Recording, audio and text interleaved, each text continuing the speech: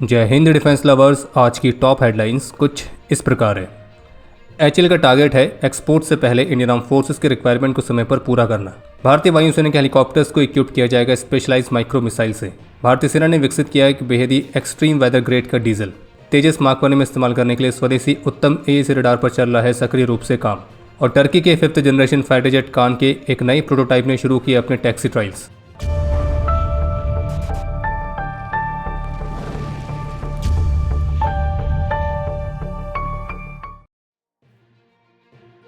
Tribune India के साथ exclusive interview में एचएएल के चेयरमैन और मैनेजिंग डायरेक्टर श्री रवि कोटा का यह कहना था कि अभी एचएएल की जो सबसे बड़ी तत्काल चुनौती है वो ओवरसीज कस्टमर्स से कॉन्ट्रैक्ट जीतना नहीं है, बल्कि इंडियन आर्म फोर्सेस द्वारा ऑलरेडी ऑर्डर किए गए हंड्रेड्स ऑफ एयरक्राफ्ट को समय पर डिलीवर करना है।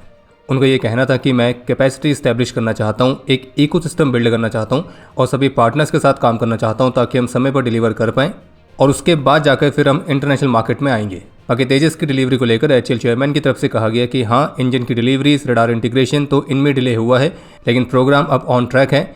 20 से अधिक तेजस मार्क 1 के एयरफ्रेम्स तैयार हैं। इंजन में कुछ डिले था और अब कुछ शॉर्टेज बची हुई हैं जो कि रडार के 100% इंटीग्रेशन के लिए जरूरी हैं।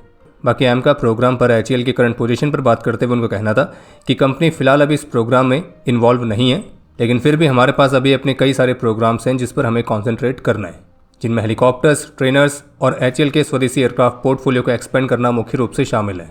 बाकी उनका कहना है कि एचएएल उम्मीद कर रही है कि अगस्त तक जो ध्रुव नेक्स्ट जनरेशन हेलीकॉप्टर है ध्रुव एनजी, तो उसको सर्टिफाई कर लिया जाएगा कुछ महत्वपूर्ण फ्लाइट टेस्ट के पूरा होने के बाद। इसके अलावा एचएएल तेजस मार्क 2 प्रोग्राम के लिए जीई के F414 जेट इंजन के लिए जीई एरोस्पेस के साथ भी काम कर रही है, और जबकि भारत के मल्टी रोल हेलीकॉप्टर प्रोग्राम के इंजन के लिए सेम टाइम पर फ्रेंच फर्म सैफरन के साथ भी कोलैबोरेशन जारी है। न्यूज़ 18 की रिपोर्ट के मुताबिक भारतीय वायुसेना अपनी हेलीकॉप्टर की फ्लीट को स्पेशलाइज्ड माइक्रो मिसाइल्स और आर्टिफिशियल इंटेलिजेंस ड्रिवन रडार से इक्विप करने की योजना बना रही है ताकि वो ड्रोन्स, लो फ्लाइंग लॉयटरिंग म्यूनिशंस तो इस तरह के एरियल थ्रेट्स को और भी इफेक्टिव तरीके से काउंटर कर पाएं। और ये उन महत्वपूर्ण क्षेत्रों में से एक है जिस पर एयरफोर्स इंडियन इंडस्ट्रीज की पार्टनरशिप के साथ काम करने पर फोकस कर रही है। और एक बार एक कैपेबिलिटी से इक्विप्ड होने के बाद फिर जो भारतीय वायुसेना के हेलीकॉप्टर्स हैं वो ड्रोन्स और यूएवीज को काउंटर करने के लिए इस्तेमाल किए जाएंगे। और ये जो रिक्वायरमेंट है ये भी भारतीय वायुसेना के संकल्प 2026 में स्पेशली मेंशन की गई है।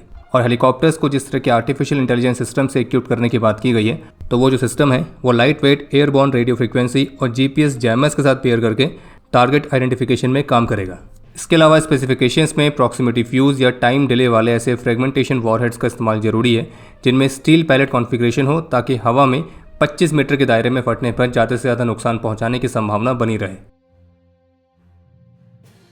भारत की अस्त्र माइक्रोवेव प्रोडक्ट्स लिमिटेड को भारत के तेजस मार्क 1 प्रोग्राम के उत्तम एएसी रडार प्रोग्राम के लिए 122 एयरबॉर्न एक्टिव एंटीना यूनिट्स यानी कि AAAU और 121 इंटरफेस फ्रेम्स को सप्लाई करने का ऑर्डर प्राप्त हुआ है, जिसकी टोटल वैल्यू है 2205.23 करोड़ रुपीस, जो कि उत्तम एएसी रडार के महत्वपूर्ण कंपोनेंट्स को सप्लाई करने वाला अभी तक का सबसे बड़ा कॉन्ट्रैक्ट है। और जो कि ये भी दिखाता है कि तेजस मार्क 1 के लिए उत्तम एएसी रडार के इंटीग्रेशन का जो कार्य है वो भी सक्रिय रूप से चल रहा है। बाकी अस्त्र माइक्रोवेव इस ऑर्डर को 5 वर्षों के अंदर एग्जीक्यूट करेगी।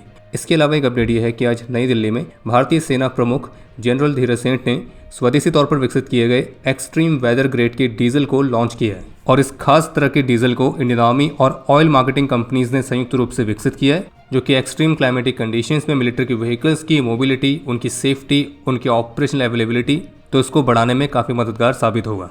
और ये जो स्पेशल फ्यूल है ये हाई ऑल्टीट्यूड और बेहद ठंडे इलाकों में सिविलियन पर्पस के लिए भी इस्तेमाल किया जा सकेगा। और ये जो XWG यानी कि एक्सट्रीम वेदर ग्रेड डीजल है तो ये आर्मी के मौजूदा व्हीकल फ्लीट के साथ पूरी तरह से कंपैटिबल है, यानी कि इसको इस्तेमाल करने के लिए व्हीकल के इंजन में कोई मॉडिफिकेशन या कोई रीहोमोलोगेशन की रिक्वायरमेंट नहीं है। और ये जो स्पेशल फ्यूल है ये -40 डिग्री सेल्सियस तक के टेम्परेचर में भी इफेक्टिव तरीके से इस्तेमाल हो सकेगा। हिंदुस्तान शिपयार्ड लिमिटेड यानी कि HSL ने भारतीय नौसेना को दूसरी डाइविंग सपोर्ट वेसल जिसका नाम है निपुण, तो वो सफलतापूर्वक डिलीवर कर दी है। और इस वेसल को अत्याधुनिक डाइव इक्विपमेंट से लैस किया गया है और इसमें डीप सी सैचुरेशन डाइविंग को परफॉर्म करने की कैपेबिलिटी है। और इस वेसल को बनाने में लगभग 75% तक के स्वदेशी कंटेंट का इस्तेमाल हुआ है। इसके अलावा एक जानकारी ये सामने आई है कि जम्मू में खोर सेक्टर में LOC के पास एक पाकिस्तानी सर्विलेंस ड्रोन को भारतीय सेना द्वारा शॉट डाउन किया गया है। और इस ड्रोन को LOC के साथ भारत के महत्वपूर्ण मिलिट्री इंस्टॉलेशंस के बेहद ही करीब होवर करते हुए स्पॉट किया गया था। और जो कि ऑब्वियसली भारतीय सेना के डिप्लॉयमेंट, बंकर्स और अन्य सेंसिटिव लोकेशंस को मॉनिटर करने का प्रयास कर रहा था। और फिर जैसे ही वो इंडियन एयर स्पेस में एंटर हुआ तो इंडियन आर्मी ट्रूप्स ने उस ड्रोन को इंगेज किया और उसे नीचे गिराया। और ड्रोन के मलबे की शुरुआती जांच में इस ड्रोन के अंदर से 64 GB तक का मेमोरी कार्ड रिकवर किया गया है। और इसी मेमोरी कार्ड के अंदर भारतीय सेना की पोजीशंस और LOC के पास स्ट्रेटेजिक लोकेशंस की फोटोग्राफ्स और वीडियोस भी शामिल थी। और ये एक चाइनीज मेड सर्विलेंस ड्रोन था जो कि एडवांस्ड नेविगेशन और ऑब्जेक्ट रिकॉग्निशन टेक्नोलॉजी से भी इक्विप्ड था। बाकी इस ड्रोन को मेमोरी कार्ड के साथ आगे के फॉरेंसिक एनालिसिस के लिए भेज दिया गया है। बाकी आज भारतीय विदेश मंत्रालय के प्रवक्ता की तरफ से POJK की सिचुएशन पर एक बार फिर से स्टेटमेंट देखने को मिली है, जिसमें उनका कहना था कि जैसा कि आपने खुद देखा है कि कैसे पाकिस्तानी एस्टैब्लिशमेंट POJK में शांतिपूर्ण नागरिकों के खिलाफ बेरहमी से ताकत का इस्तेमाल कर रहा है और इस कार्रवाई में 40 से ज़्यादा नागरिकों की दुखद मौत हुई है और कई लोग गंभीर रूप से घायल हुए हैं।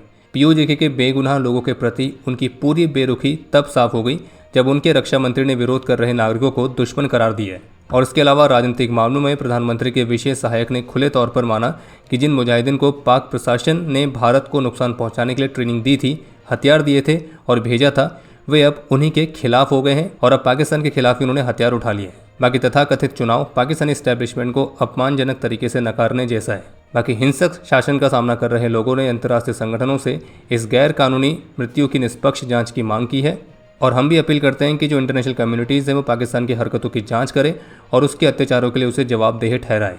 इसके अलावा एक अपडेट यह है कि अभी हाल ही में एमनेस्टी इंटरनेशनल ने एक रिपोर्ट जारी करी थी जिसमें उन्होंने दावा किया था कि भारत लगातार इसराइल को हथियार सप्लाई कर रहा है और फिर जिनका इस्तेमाल इसराइल गाजा में कर रहा है। तो भारतीय विदेश मंत्रालय ने इस रिपोर्ट को खारिज किया है और ये स्पष्ट किया है कि स्ट्रेटेजिक ट्रेड कंट्रोल्स में भारत के पास एक मजबूत लीगल और रेगुलेटरी फ्रेमवर्क है और भारत डुअल यूज आइटम्स का जो एक्सपोर्ट है वो अपने राष्ट्रीय कानूनों के अनुसार और हमारे अंतर्राष्ट्रीय दायित्वों के अनुरूप करता है।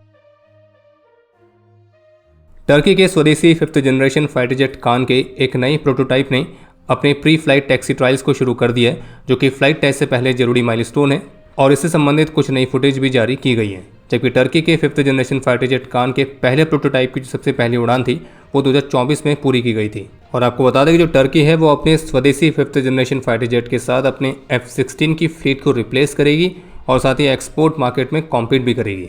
बाकी अगर बात करें इसके स्पेसिफिकेशंस की तो टर्की का जो कान एयरक्राफ्ट है वो 35,000 किलोग्राम्स तक के maximum take off weight capacity के साथ आता है।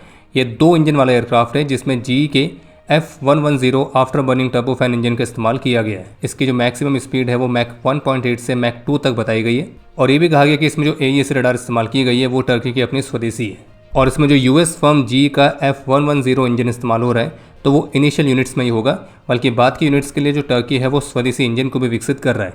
जैसे कि भारत भी अपने एमका में शुरुआत में GE के F414 इंजन का इस्तेमाल करने वाला है और फिर बाद के लिए फॉरेन कोलैबोरेशन के साथ स्वदेशी इंजन को विकसित किया जा रहा है। और अब समय है आज के इतिहास का। आज 31 जुलाई 2026 को भारतीय सेना के former chief general Vishwanath Sharma retired, तो उनका निधन हो गया है।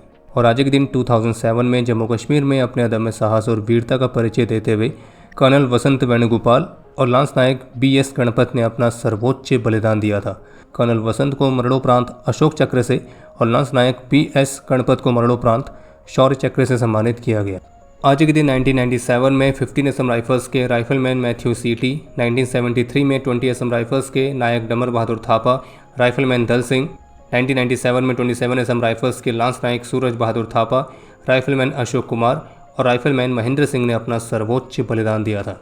और आपके लिए आज का प्रश्न है कि दुनिया का सबसे पहला 5th जनरेशन फाइटर जेट कौन सा था। और अब समय है आज के टॉप 3 कमेंट्स का, जो ये रहे आपकी स्क्रीन पर।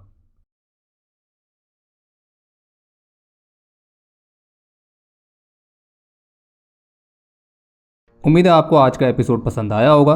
पसंद आया तो वीडियो को लाइक करना ना भूलें। आपके कोई भी सुझाव या सवाल हो तो उसके लिए कमेंट सेक्शन ओपन है। और अगर आप डिफेंस रिलेटेड और भी एक्सक्लूसिव कंटेंट में दिलचस्पी रखते हैं तो आज ही प्ले स्टोर से डिफेंस स्क्वाड की सुपर ऐप को डाउनलोड करना ना भूलें। और अगर आप चैनल पर पहली बार आए हैं तो squadron.in पे जाके हमारे नए डिज़ाइंस को भी चेकआउट जरूर करें। बाकी जल्द मिलेंगे नए एपिसोड के साथ। तब तक के लिए जय हिंद, जय भारत।